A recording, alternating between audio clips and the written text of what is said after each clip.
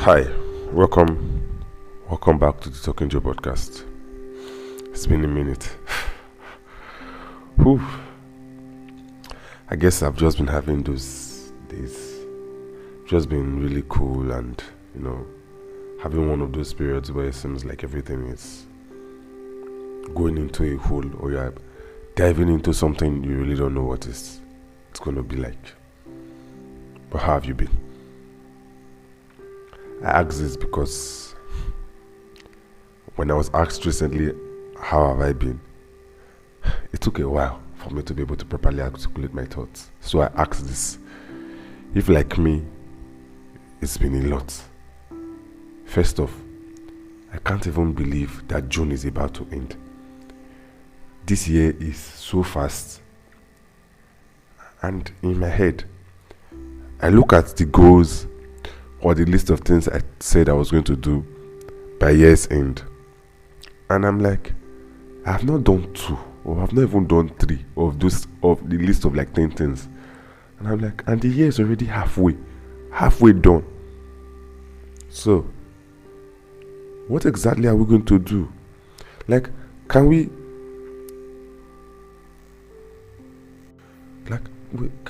just pause the time and replay, then increase from like 24 hours to like 36 hours daily? Because like I got a lot and then there's this whole thing of time flies.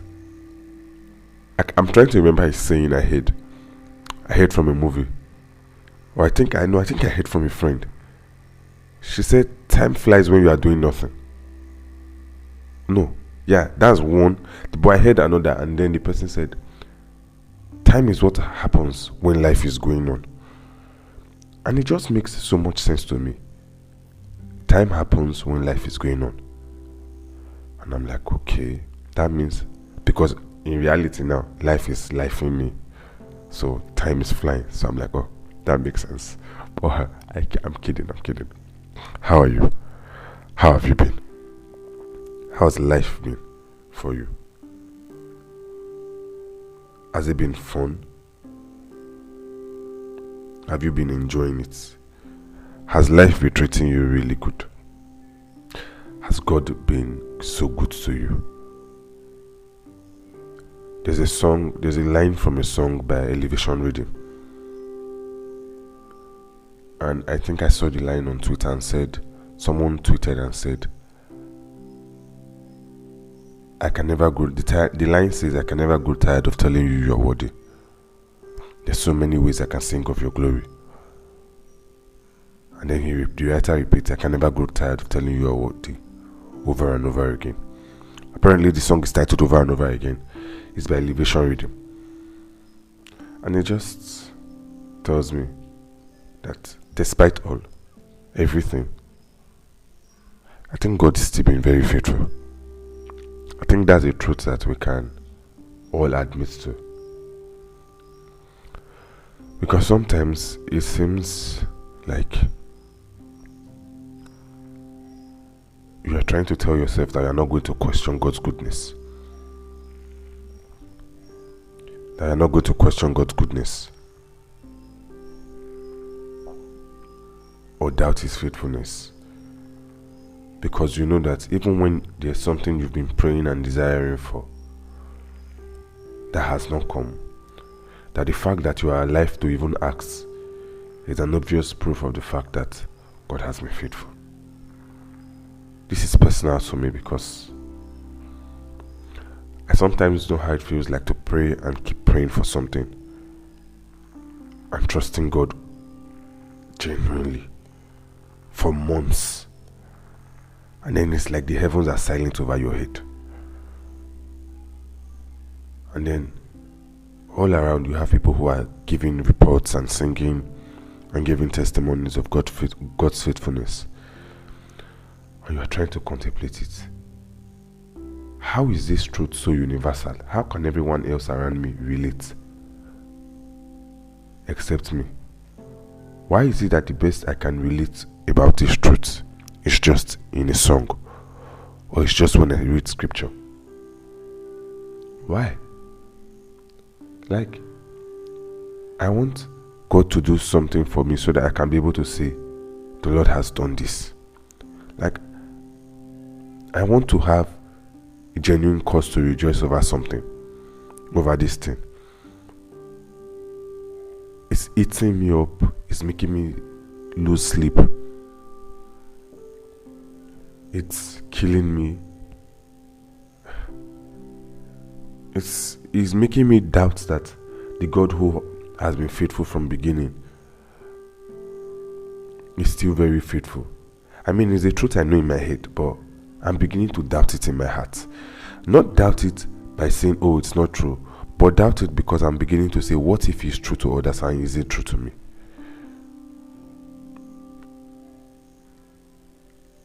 I say this because I think that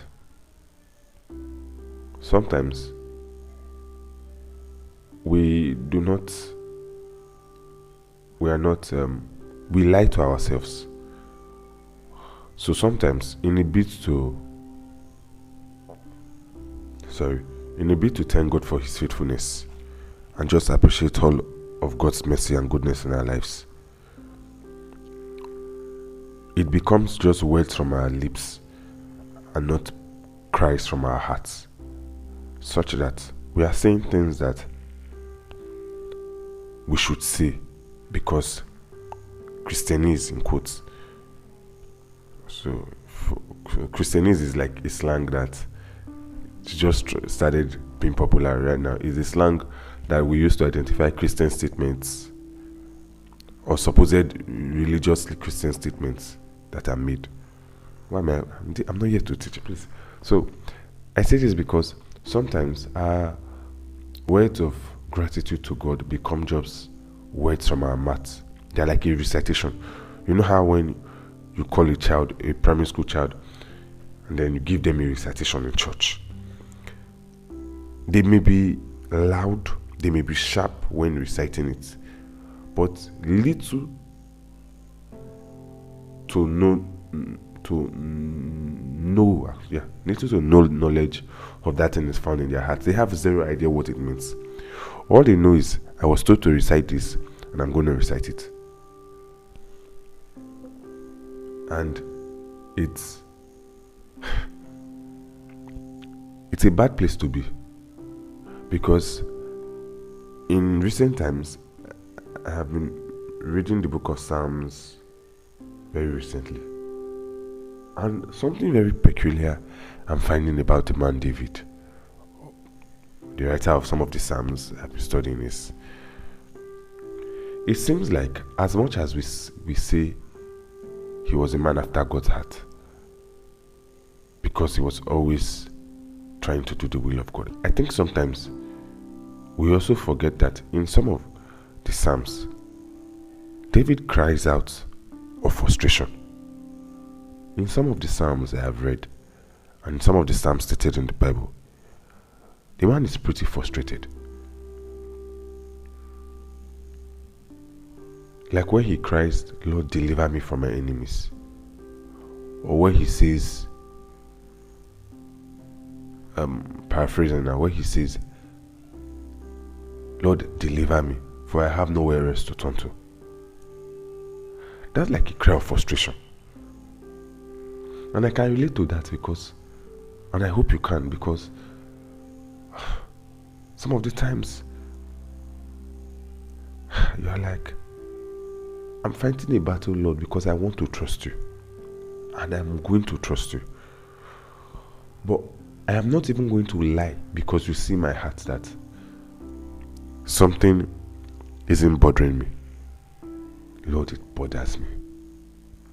It bothers me.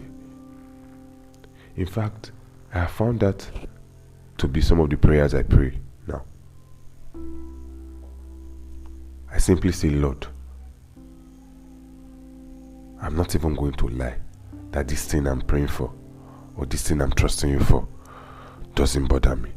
I'm not even going to pretend, because the truth of the fact is God sees your heart. It's like one of the most scary attributes about God that I'm learning. is that he sees the thoughts in your heart that are not yet formed. So, you know how long it takes to form a thought in your heart. So, for instance, sometimes I like to write. Just write about random stuff. So sometimes when I want to write, I go on my WhatsApp status and I tweet and I write. There's a thought in my head, but I'm trying to wait for it to form. And then sometimes my friends are like, oh, let it form and come and write it. And then if I'm in the right space and mood that evening, the thought will form and I'll write it.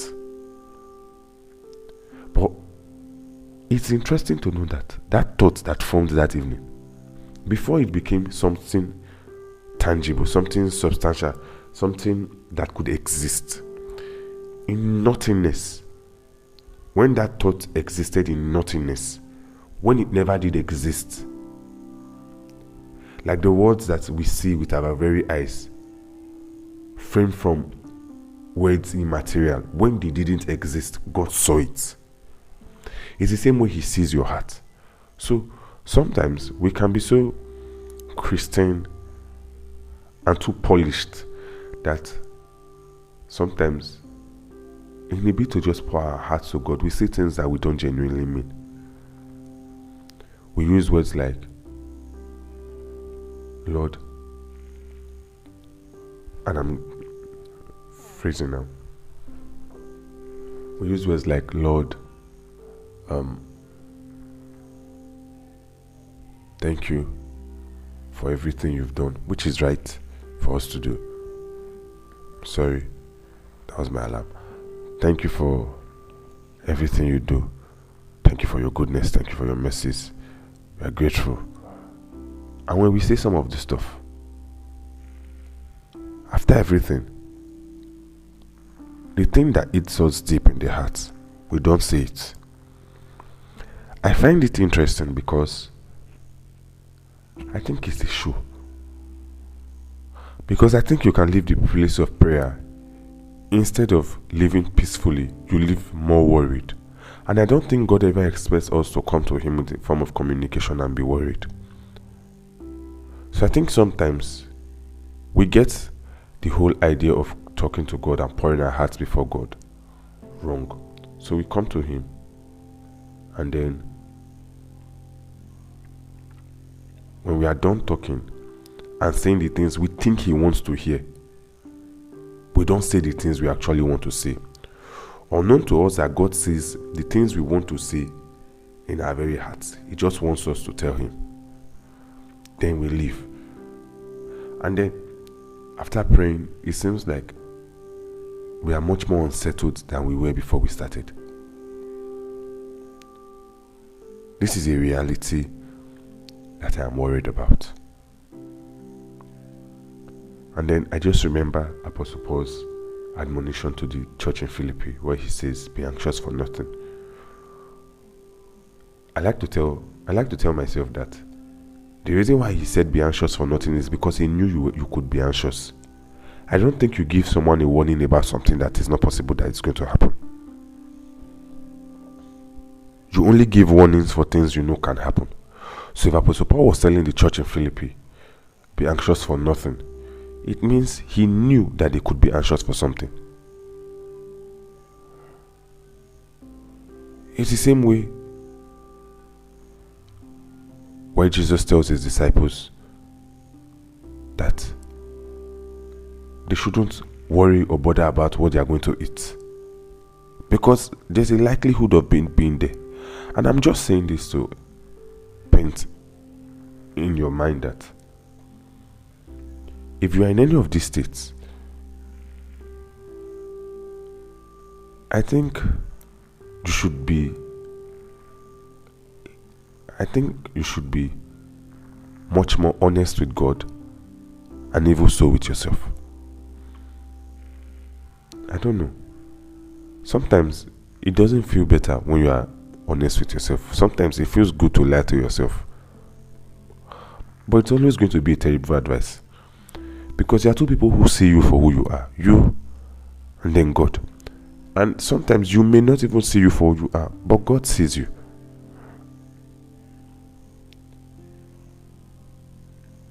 I said all that to say this.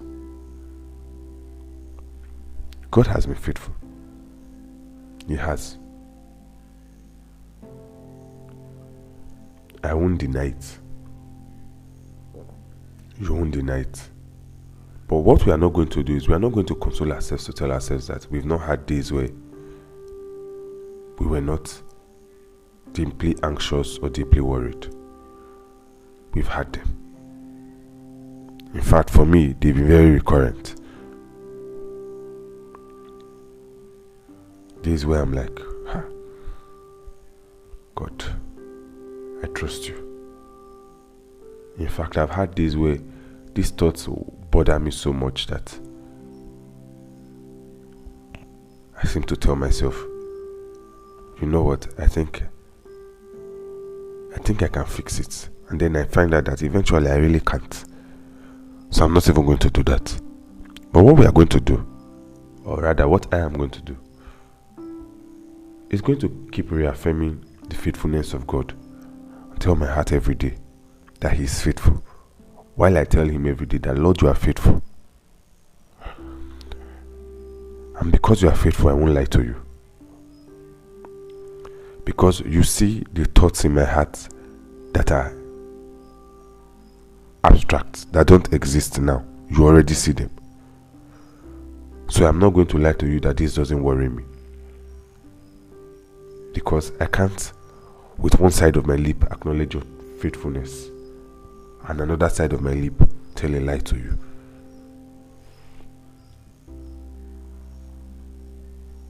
I'm not going to do that. And genuinely, if you are listening to me, I don't think you should. I think you should tell Him how you feel. I think if you are worried, you should tell Him. I think if you need something, you should tell Him.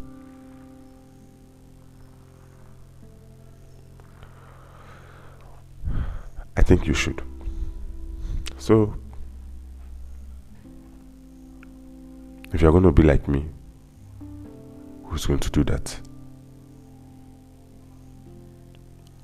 I think it would be best that if we've started trusting God all this while, we do the best and trust Him to the end. God is faithful. It's going to continuously be an experience for us. Thank you.